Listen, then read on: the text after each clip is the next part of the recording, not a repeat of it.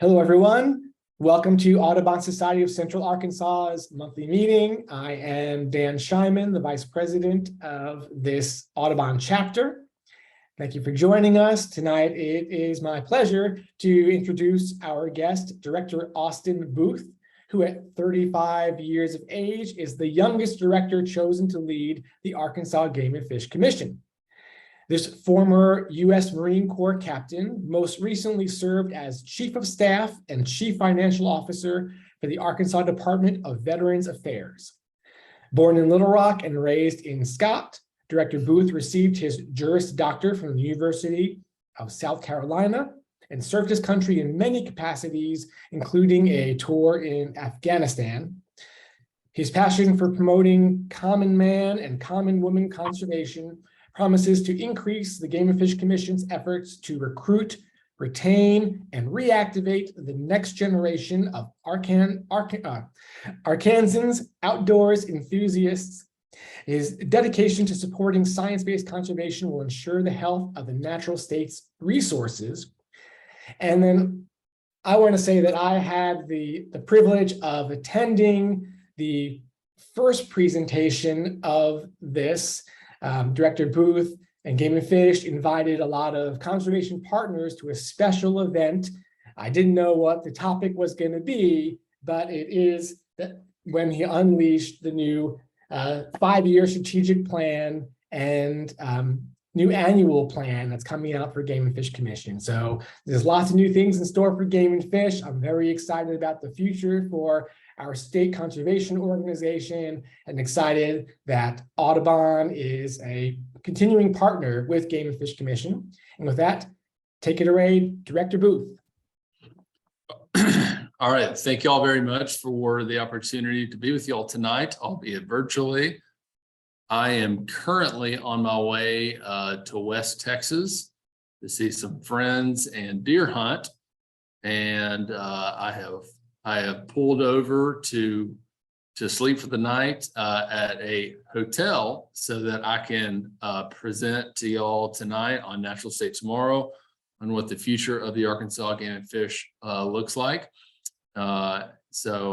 Which is a long way to say these are not my preferred decorations, but the preferred decorations of the hotel that I'm staying in. So really, really excited about this. If you just look at what Arkansas Game and Fish does and what we think the future holds, one of the things that I hope that you take away tonight is that we cannot realize that future without partners. And y'all are at the front and the center of what the Arkansas Game and Fish wants to do conservation-wise when it comes to partners. So I would not miss this opportunity, even though I'm on the road, and looking forward to y'all's questions. I'm going to try to present for about 30 minutes on Natural State Tomorrow, and then leave however much time y'all want for any questions that you may have. So I always try to start out with an overview of what exactly the Arkansas Game and Fish is. What is it that we do? Because even though we've been around for well over 100 years now, there's always lots of different assumptions about what the Arkansas Game and Fish Commission does. As our name suggests, we are a game and fish organization. I think that's slightly misleading because we're much more than just game and fish oriented. Under Amendment 35 of the Arkansas Constitution, we are your state's conservation agency. So we're responsible for conservation throughout the state. And even though we're called the Arkansas Game and Fish, that's not limited just to game species or sport fish species. So we're responsible for all of it. And when I was thinking about what I was going to say tonight in preparation for this, I was thinking about in August, I was out at Camp Robinson SUA with Allison Fowler. She's our Wildlife Diversity Program Coordinator, and we were doing songbird surveys. And, you know, I've been I've been turkey trapping, I've been deer trapping, waterfowl trapping, all for conservation purposes, not recreationally. But that was the first time that I had ever been chasing songbirds, and it was wonderful. We saw a great amount of birds that morning. It was in partnership with a research project that we have with Hendricks and Dr. McClung, and saw just beautiful birds. And it was so deeply encouraging to me to be under the Arkansas Game and Fish umbrella, but also be focused on what the holistic health is of our songbird population, of looking at birds in Arkansas, thinking broadly about, all right, how are we doing on the landscape? So I want to get into natural state tomorrow. But before I do that, Arkansas Game and Fish, we've been around for more than 100 years now. We're in all 75 counties of our beloved state. And we have everything from 180 law enforcement officers to wildlife biologists, to fish biologists, to an education division. Last year, we managed for conservation over 3.8 million acres. We did it on a budget of $94 million, which basically boils down to us managing that many acres for $25 an acre. We're super proud of that. Our fisheries biologists are focused on about 800,000 acres of water. And in addition to that, roughly 96,000 miles of rivers and streams. And we also have a what we call an aquaculture capacity, where last year we produced roughly 12.5 million fish that we stocked in rivers and lakes and reservoirs throughout the state. So to get us kicked off here, to lead us into natural state tomorrow, I want to start with an overview of what we did in our last fiscal year. We're in FY23 right now, so FY22 is what you'll see here. But this is an effort just to remind people of the return on investment that we have from the Arkansas Game and Fish Commission. And then when I'm finished with this very brief overview, we'll go into the natural state tomorrow, what we see the future holding for us. And then I want to highlight two key efforts that are on the front of our radar right now. All right. Let's see if I can do this. All right. So we like to say that we are boots on the ground when it comes to habitat. We were able to certify over 300,000 acres of Arkansas Game and Fish forest through the Sustainable Forestry Initiative. That's a third party that we wanted to bring on board to make sure that we were managing our forest habitat in the best possible way. We utilized our stream habitat program to remove 23 dams, and they were responsible for over 139 projects on 127 miles on 72 water bodies in 43 counties. And really, this whole stream habitat program is built around water quality and trying to prevent erosion and the degradation of our rivers. In addition to private lands work on the water side, our private lands program, we completed 794 site visits with private landowners, and we contracted 71,000 acres of private lands for conservation purposes. In addition to that, we also helped 1.3 million acres worth of landowners managing their lands for conservation in the deer world. We also completed the first large-scale Green Tree Reservoir infrastructure renovation at Hurricane Lake Wildlife Management Area. And one of the many continuing themes that you'll see throughout this presentation is just how much we rely on partners like y'all. When we talk about Hurricane Lake Wildlife Management Area and The habitat work that we did there on one of our green tree reservoirs, it was through the wonderful partnership that we have with Ducks Unlimited. We ushered in a new generation of green tree reservoir management. This is all built around duck hunters. We ushered in kind of a new generation of our service in that realm, in that we hit the reset button with our green tree reservoirs and really have to be more proactive in how we focus in on forest health and the health of the red oaks and the white oaks that we have there for birds and for other wildlife. But we decided to be more proactive rather than making water level management decisions a year out. We said that we're going to be more proactive, that we're going to do it closer to duck season, and that we're going to elevate the long-term interest of forest health. In addition to what we kind of did on the waterfowl side, we spent a lot of time this year doing control burns. Even though we have a burn crew of less than 50, we were able to conduct control burns on almost 60,000 acres over just 92 days.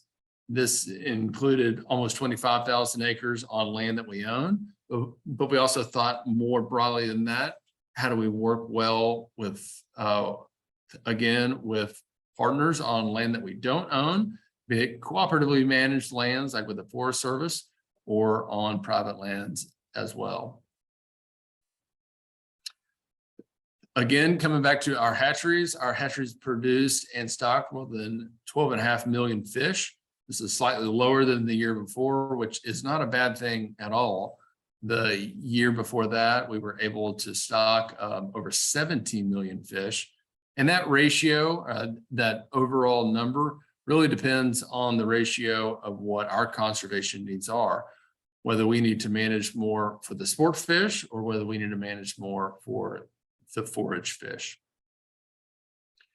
We were able to add a great deal of public access to our wildlife management area system. We added 1,100 acres to Beryl Anthony Lower Ouachita Wildlife Management Area, which I'm sure it's not lost on y'all, is prime habitat for the red cockaded woodpecker. And in addition to that, we were able to add 550 acres to McElroy-Madison County Wildlife Management Area in Northwest Arkansas. And then lastly, this is something that we're super excited about, especially when it comes to Audubon, is we have a program called WRICE. The acronym's not here, but it's relevant for duck hunters. And WRICE stands for Waterfowl Rice Incentive Conservation Enhancement Program. That's a mouthful, but it's a tremendous program where we identify rice producers. We identify rice farmers that we pay them through a federal grant. We pay them dollars to two things. One, to leave their rice fields flooded throughout the fall, and two, to open up that area for public hunting. So we're really trying to bring the connection closer together between conservation of the resources that either our waterfowl or our shore birds need on the landscape, and also public opportunity. So we utilize that over 4,000 acres throughout the state, and we have plans to expand that in the next fiscal year to 6,000 acres. I'm going to skip that slide for time purposes. This comes back to our enforcement division, which is tremendous, especially as we look forward to a greater concern with non-game species. But our law enforcement division, we have 180 law enforcement officers that are in all 75 counties. They not only put their lives on the line every single day for public safety in partnership with the Arkansas State Police and city and county law enforcement, but they're out there for the natural resources too. We call them wildlife officers because they're first and foremost out there for conservation. in the last fiscal year, we issued over 4,700 warnings and over 3,000 citations for wildlife and for boating violations. And then additionally, we also support recreational shooting.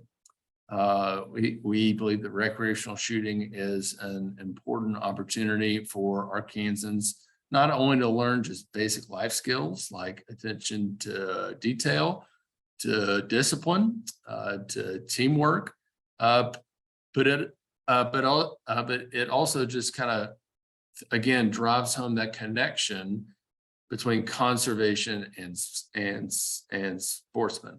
So we were able to expand recreational shooting in Arkansas through opening up a shooting sports complex in Jonesboro and Warren. We expanded our archery in the schools program that attracted over 1,600 boys and girls. And we also bragged over 5,000 boys and girls in our youth shooting sports program, which is trap and skeet throughout elementary and high schools in Arkansas.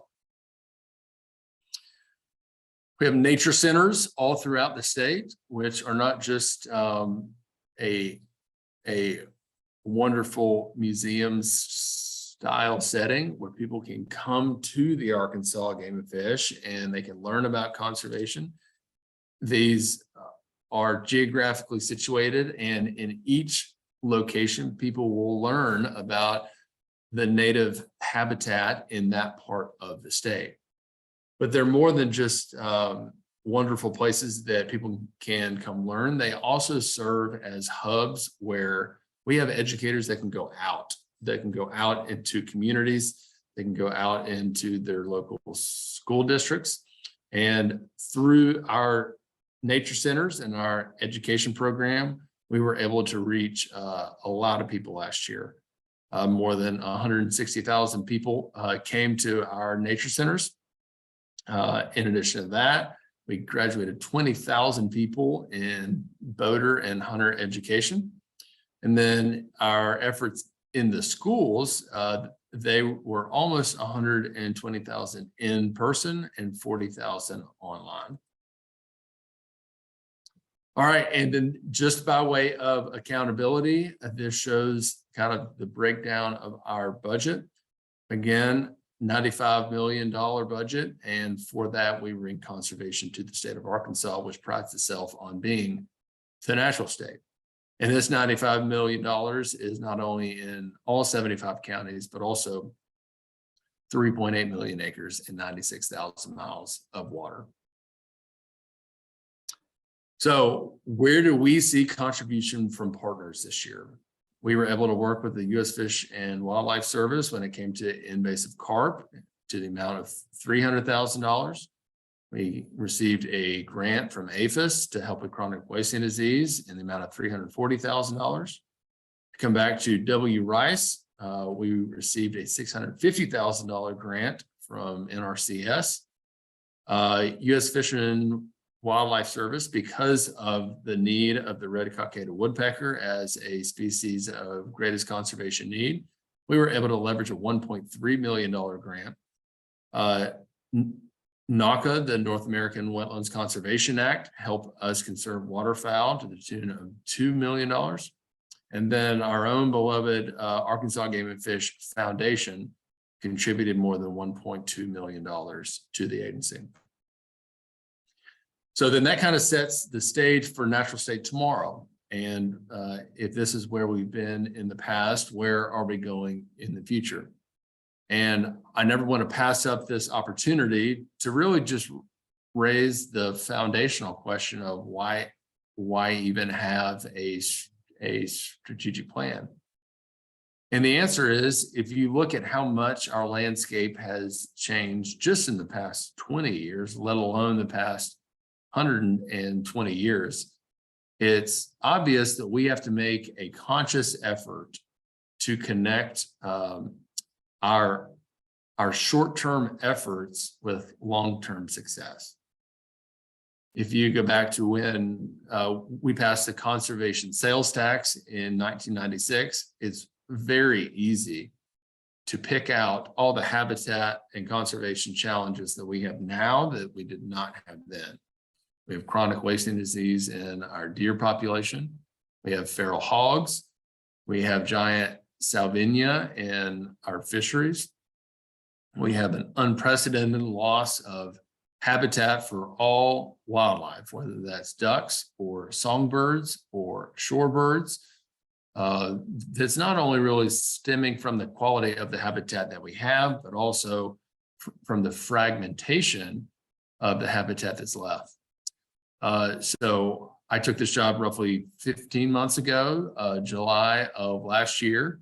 And one of my first priorities was we need a plan.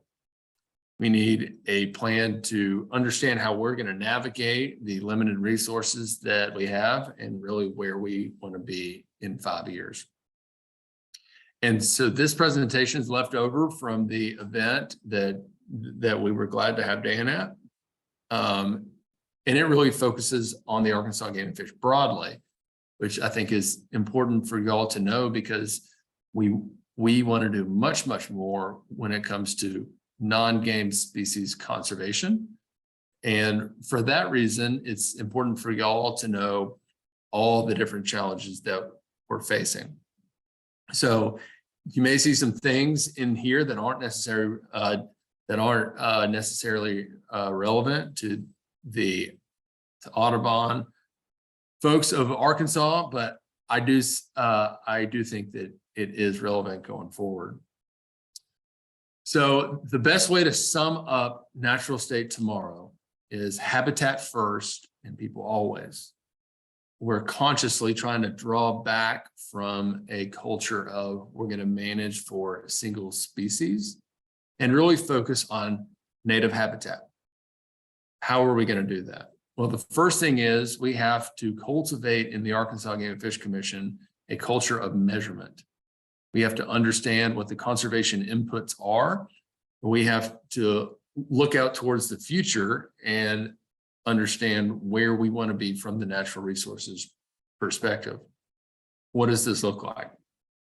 Well, it's one thing for any business, any entity to understand what data brings to the table.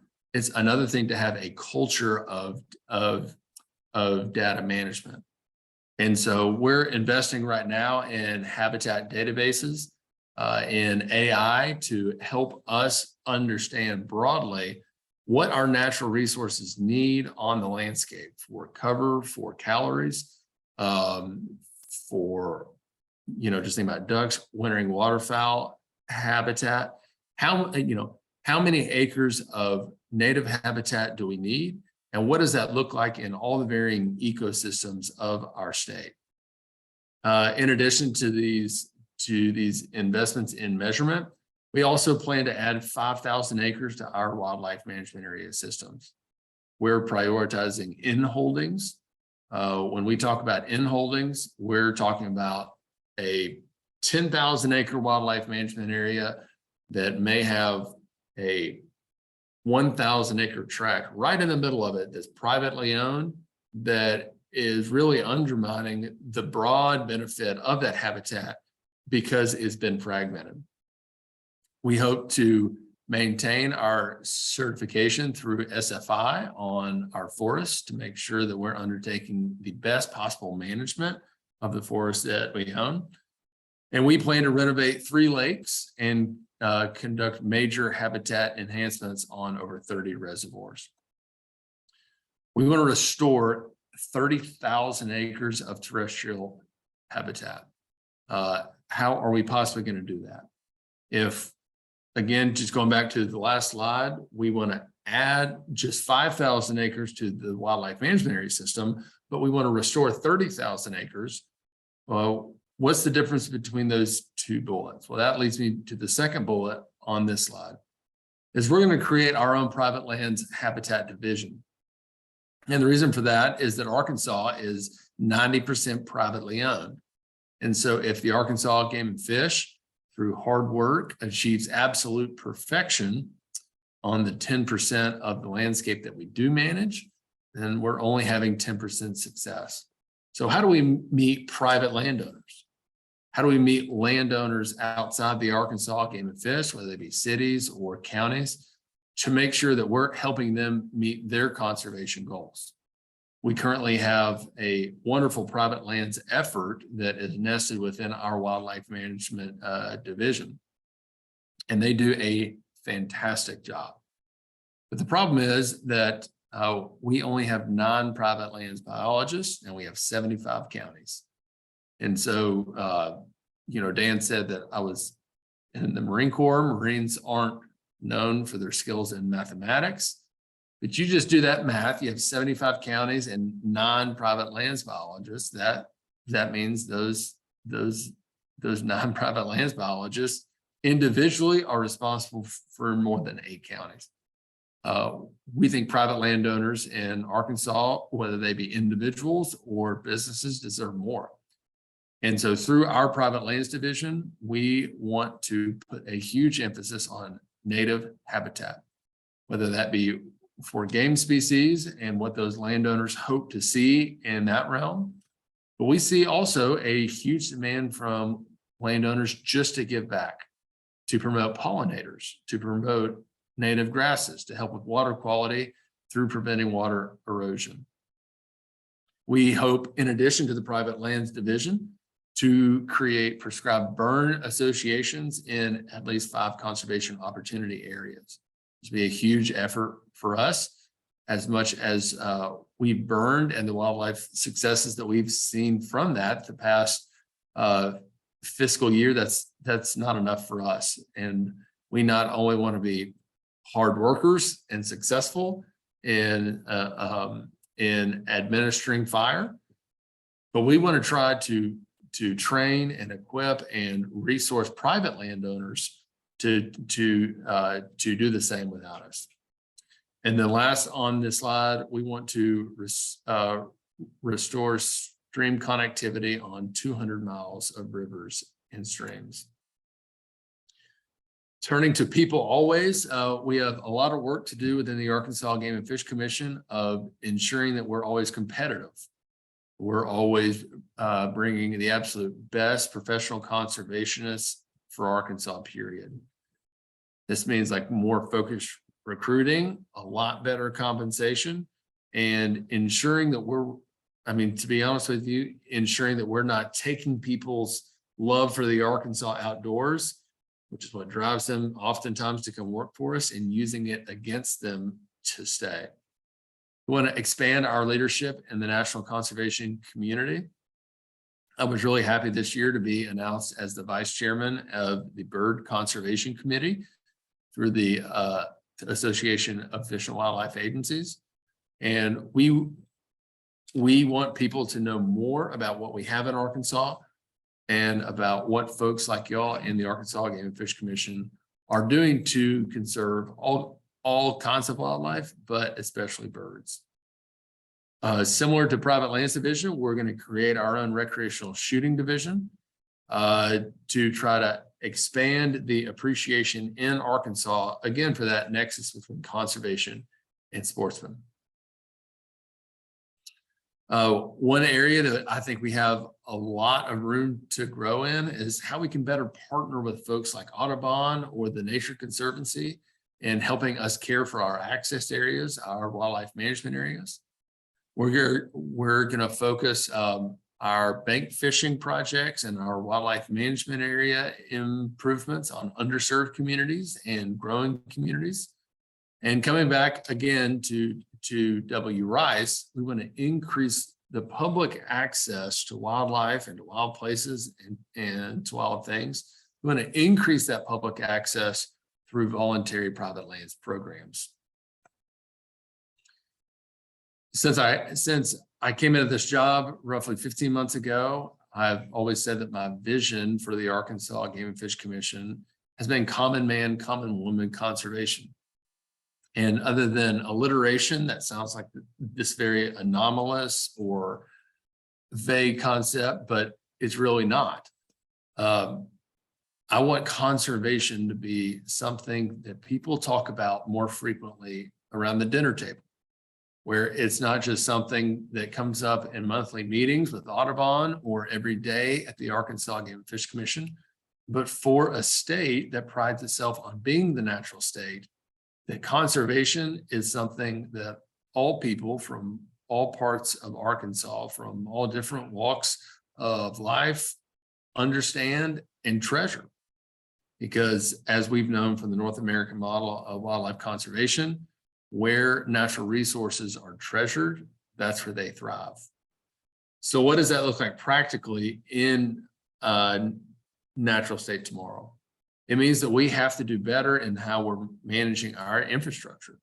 We have lots of wildlife management areas that aren't doing very well. And a lot of that is because of our obsolete infrastructure that is ill-equipped to address the weather challenges that we have in 2022.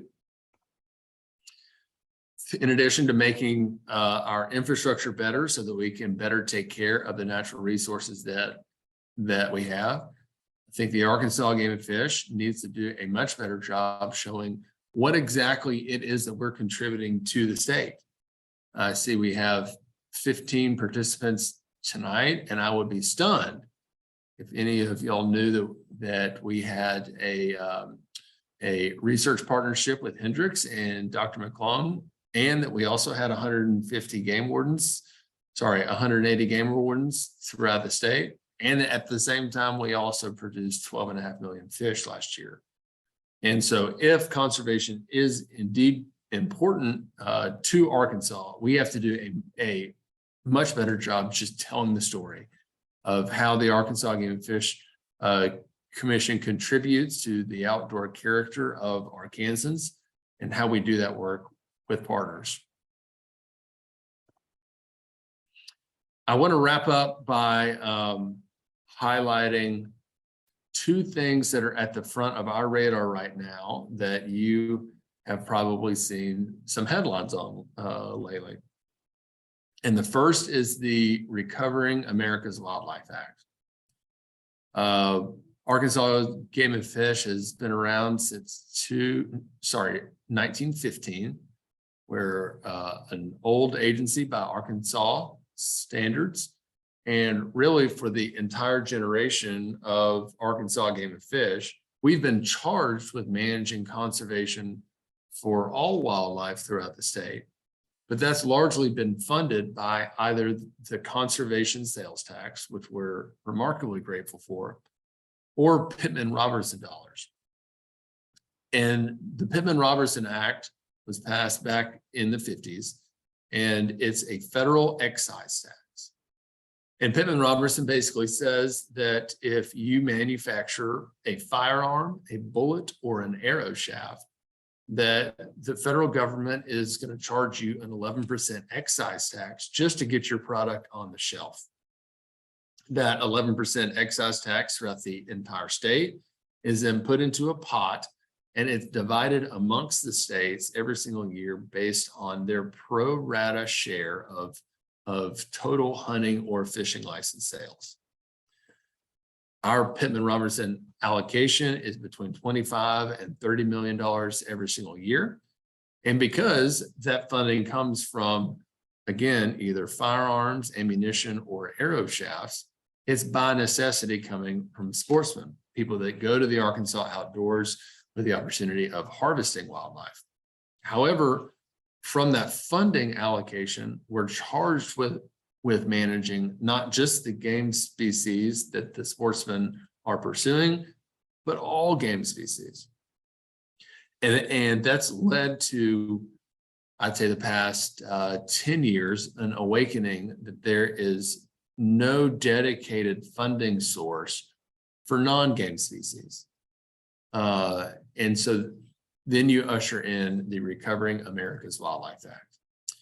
This is an act that will bring in Arkansas, if passed, roughly $15 million per year for non-game species. Now, what is that really built around, and how are we planning to utilize that within Arkansas? This comes back to natural state tomorrow. As we think about potentially $15 million more for conservation in Arkansas every single year. We're thinking about habitat first and people always. So we plan to utilize RAWA to focus on native habitat, similar to the things that we're doing right now for game species. We believe that we can build on that and expand on that in a way that can bring much more benefit for our non-game species. So that looks like a great deal of water conservation. That looks like more research efforts around songbirds, around shorebirds. That looks like more controlled burning. And that looks like a lot more, again, non-game focused Arkansas Game and Fish personnel. So we're excited about that. It has passed the House. It has passed the Senate EPW committee. And the feedback that we're getting from Washington, D.C. is very positive. Right now that we hope after the election, again, the kind of tentative feedback that we're getting right now is that the Senate has the votes, but they're just looking for a mechanism to pass the bill. So if that happens, it will be the largest investment in conservation in our country since Pittman Robertson in the 1950s. So that's the first thing that's on our radar as kind of a very near-term opportunity. And then the second thing is what you all may have read on the front page of the paper this morning. We had our budget hearing with our legislature in Arkansas yesterday.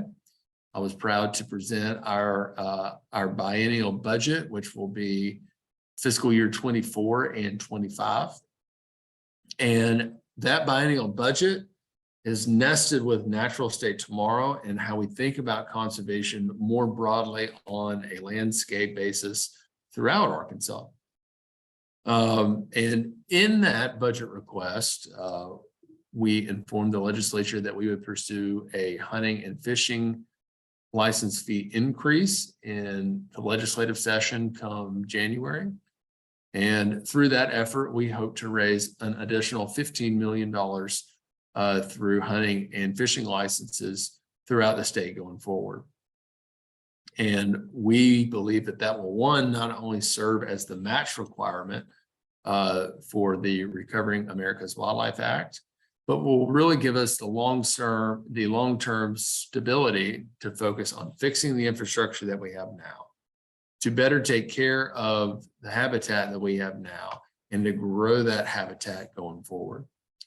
So we are hopeful for RAWA, and we look forward to the legislative session in hopes that we can bring even more conservation impact to Natural State. So I see my clock now is 7:42. It means I've run 2 minutes late of my target, but I look forward to any questions that y'all may have. Thank you, Director Booth. I really appreciate that. Again, if you have questions, you can either type them in the chat and I will relay them, or you feel free to take yourself off of mute. I just want to say that I've always been really impressed with your private lands biologists. And until you said you were going to increase the number of biologists and make that its own division, it didn't even occur to me that that's something that should have happened years ago. Like it's amazing that they have an increase in number of private lands biologists years ago, given how much private land there is in this state. So I'm really pleased to see that. And also only recently realized that I've been taking those private lands biologists for granted because not all states have private lands biologists from the state agency. As I just recently found out, I recently purchased land in Wisconsin and it needs some management. So I reached out to that county's DNR biologist and he's like, oh, we don't do that. What do you mean you don't do that? I mean, right. As you said, so much of all the states are private lands and state agencies ought to be working with private landowners to affect conservation. Right. So kudos to Game and Fish for doing that and expanding that work. Well, and look, I have a wonderful, wonderful relationship with the director in Texas and the director in Missouri. But they're also kind of rivals. And Missouri, which is a larger state than Arkansas, but not that much more, they have 60 private lands biologists, 60, and we have 9. And again, I'm not throwing shade their way. I love our private lands biologists. We just need to give them more. We need to give them more resources. We need more private lands biologists because that's how we're really going to move the needle when it comes to conservation in Arkansas. Yep. But one follow-up question to that before I get to other questions is, so you clearly want to add more biologists and more staff. I think you partially answered this question, but how are you going to increase your budget to fund all those new personnel? But also related to that, have you thought about how to increase the diversity of your staff as well as your board and your commission? Sure. Yeah. I'll start with the easiest question first. I have zero input over who becomes a commissioner. That's the authority of the governor. And I know that Governor Asa Hutchinson has tried really, really, really hard to increase the diversity of the commissioners that we have now. And to his credit, we have the first female commissioner that's been appointed to a full term ever, and she's wonderful. In addition to that, we just got a new commissioner. She's our ex officio commissioner, which if you just want to, you can't fall asleep at night, you want to read the Arkansas Constitution. We have a permanent non-voting commissioner at the Arkansas Game and Fish that is required by the Constitution to be the chair of zoology at the Arkansas Game and Fish Commission.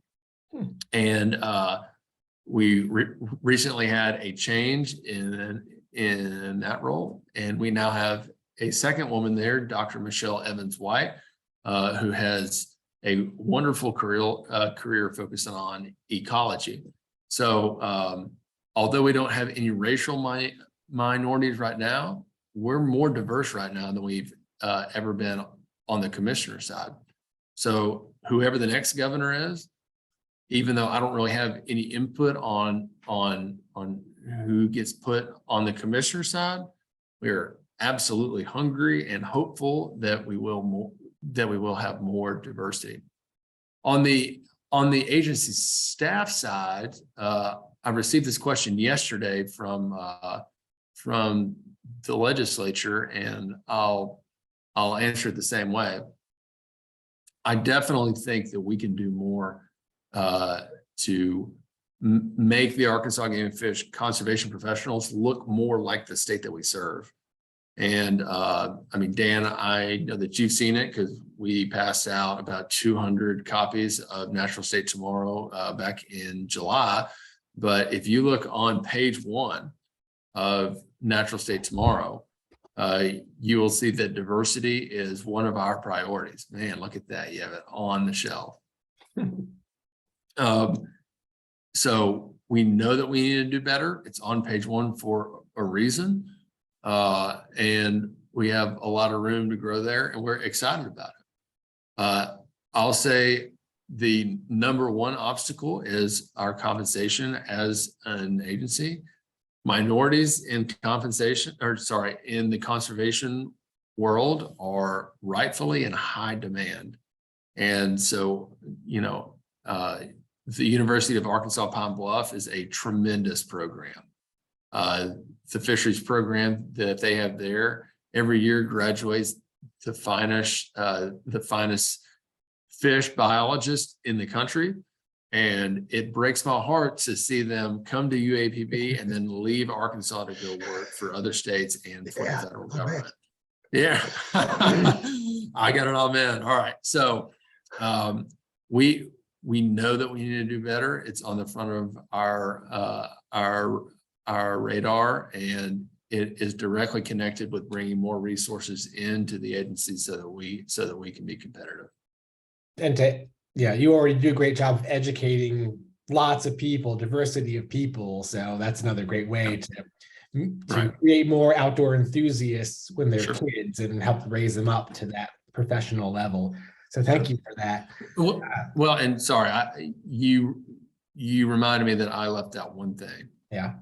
And it's probably the most important thing on this too, is that oftentimes people come to work for the Arkansas Game and Fish Commission because they're avids, because they love the Arkansas outdoors.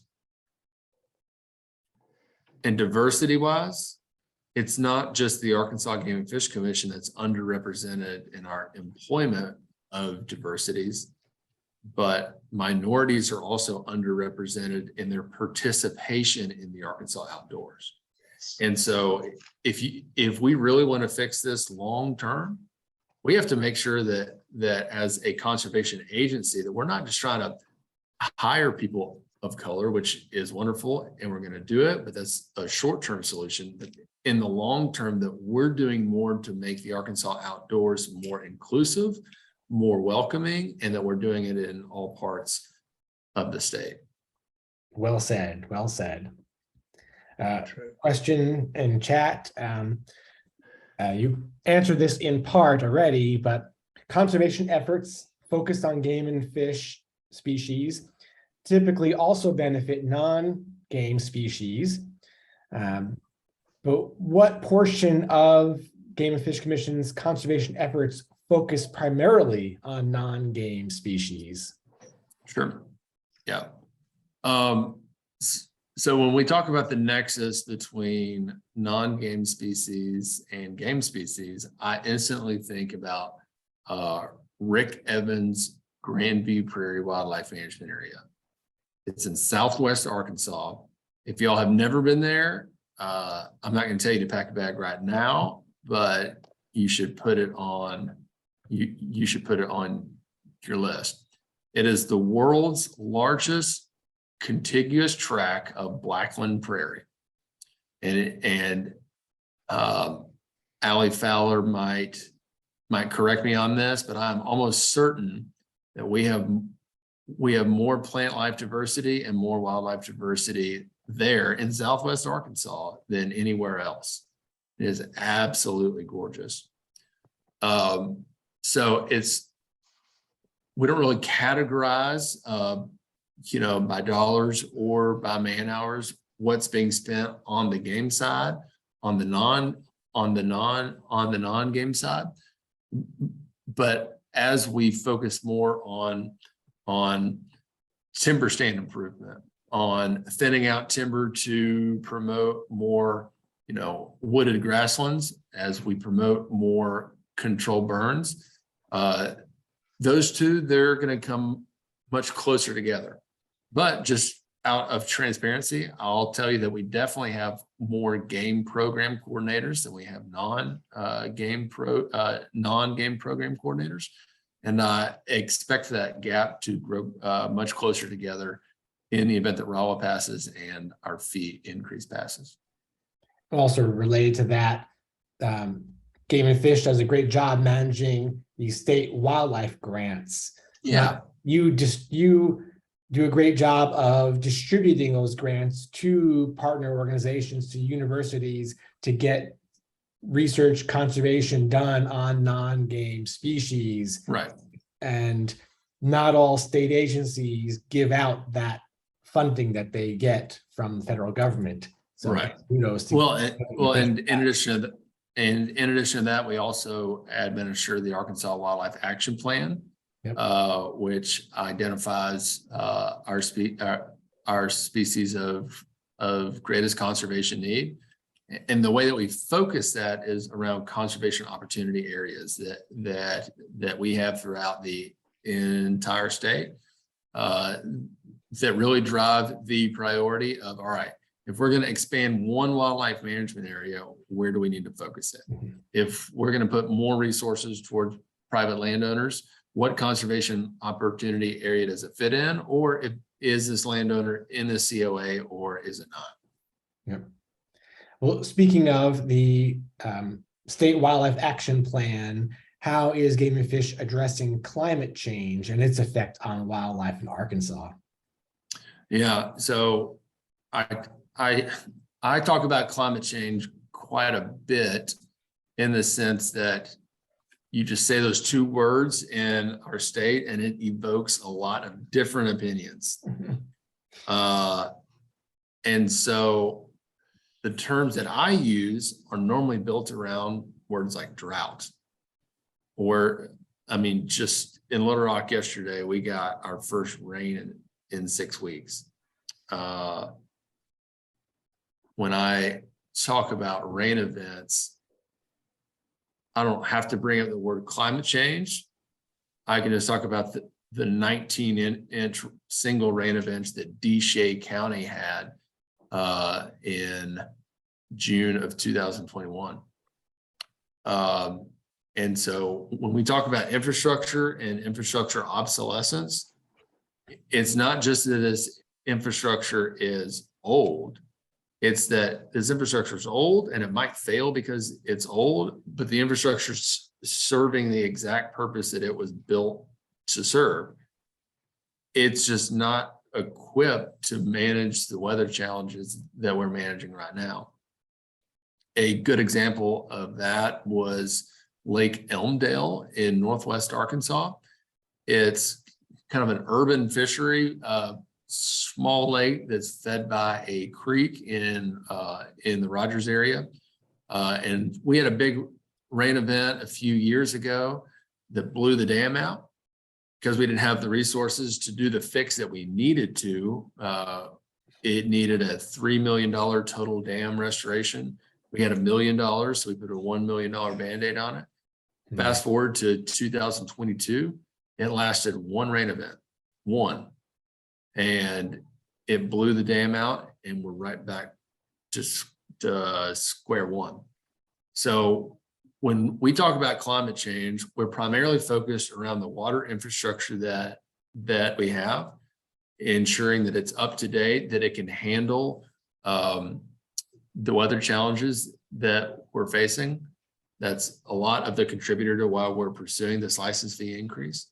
And then on the drought side, it's one of the reasons that we are laser focused, putting all the resources that we can behind growing season burns, because we know that we're going to get a large amount of rainfall from February until May, maybe June, and then it's pretty much going to dry up from June, July, August, September. Now we're in October. So we're trying to manage the drought side of it by reducing fuel from the landscape when we do have burn windows. Okay, thank you. Another question is, if you have any comments about another emerging issue that was in the news recently, a chemical called PFA that's been found in deer, I believe, in Michigan and Maine, that's affecting the ability for people to eat that deer. And do you have a plan if PFA is discovered in Arkansas? Sure. Well, two things. I would say one of our deputy directors that's a biologist, he comes into my office. It's like, I need to talk to you about this thing called PFA. I doubt you know anything about it, so we probably need a little bit. And even though I'm not a biologist by training, it's my first time as a professional conservationist, and I'm really just a mouth-breathing, washed-up Marine. I know about these things because the Marine Corps struggled with it. The kind of the base chemical that we're talking about here with PFNA is also found in some of our fire suppressant that we use for aircraft. And so anytime a Marine Corps either hangar or aircraft would go down, they would deploy their fire suppressant, which is great for the air crew. but it provides a real environmental concern, especially in my context in a former life when these chemicals were being used around military housing, military installations. So I'm aware of just how difficult of an environmental challenge that it provides. The other reason why this is kind of on the front of my radar is that we had a meeting this week with Arkansas Department of Health on a body that we're a member of called the Mercury Task Force.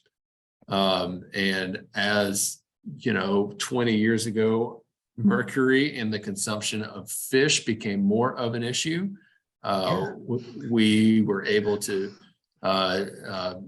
consolidate this Mercury Task Force with the Health Department and ADEQ, really just to better monitor what mercury levels are in fish, because we know that people consume them in Arkansas.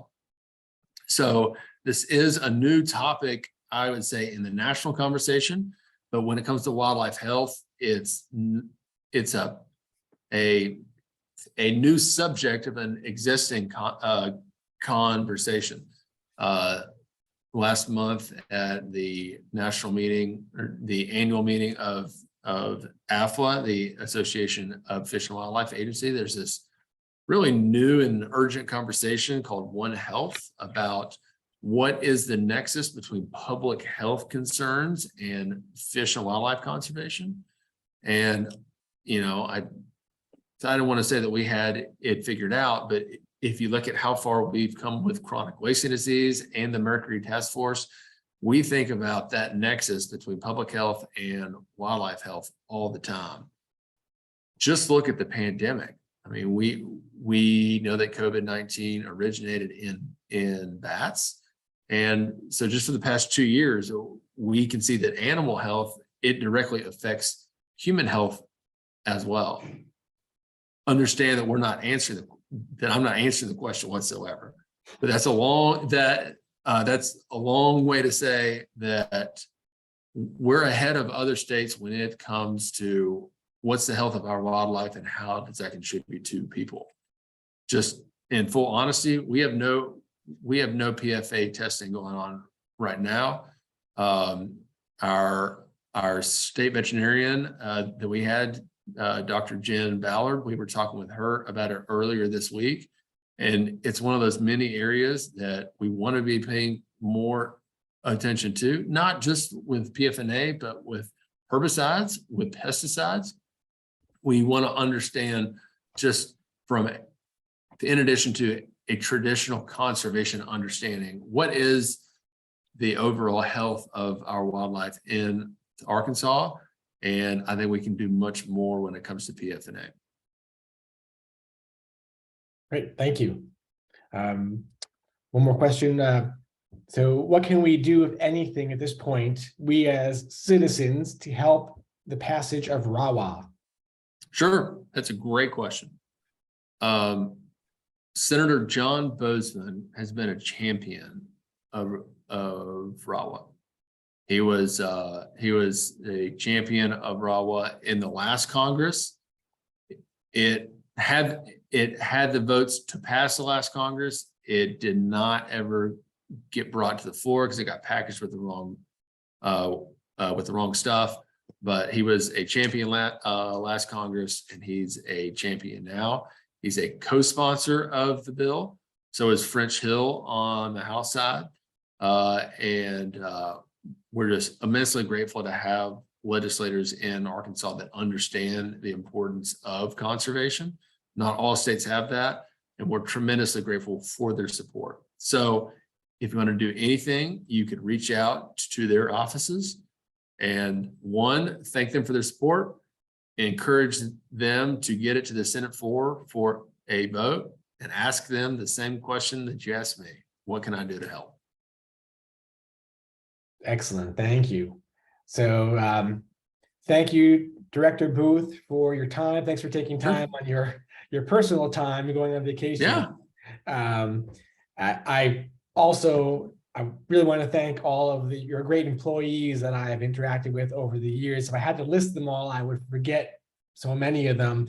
But since we're a bird organization tonight, I do want to mention Karen Rao, your non-game bird biologist, Absolutely. Yeah, who has been around longer than I have in this arena and has done a great job bringing she has. non-game bird education, not only to the masses, but also to staff too, to help with your biologists so they can do bird surveys, bird netting, marsh bird surveys.